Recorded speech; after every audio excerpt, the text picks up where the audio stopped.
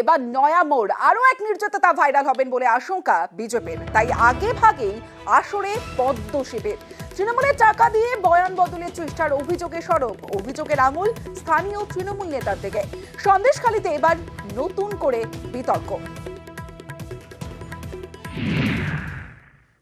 তৃণমূলের এই হারমাদেরা ওকে জোর করে তুলে নিয়ে চলে যায়, বাড়িতে নেই। ড্রাইভার বলছে তাকে 20,000 টাকা জোর করে দেওয়া হয়, তাকে বলা হয় শুধু সামান্য আমরা যেটুকু বলবো তুমি সেটুকু বলবে।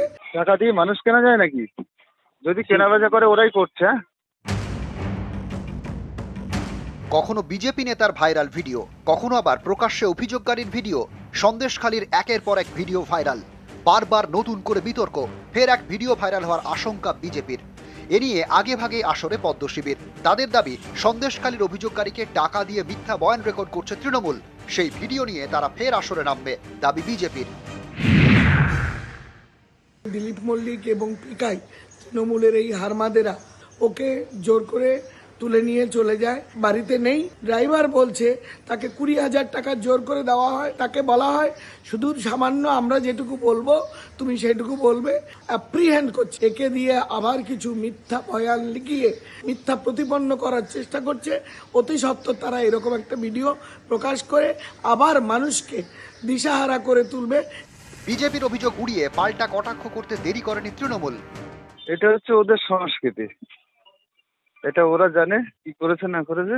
যেভাবে সন্দেশখালী মায়েদের কলঙ্কিত করতে চেয়েছে, সেটা হচ্ছে সন্দেশখালীর মায়েরা সব বুঝে যখন মুখ খুলছে বলছে, তখন ওদের আতঙ্ক হচ্ছে সাগরিকা আমাদের বিরুদ্ধে মুখ খুলতে পারে। তার জন্য আগাম ওরা এই বার্তা দেওয়ার চেষ্টা করছে। টাকা দিয়ে মানুষ কেনা যায় নাকি? যদি কেনাবেচা করে ওরাই করছে।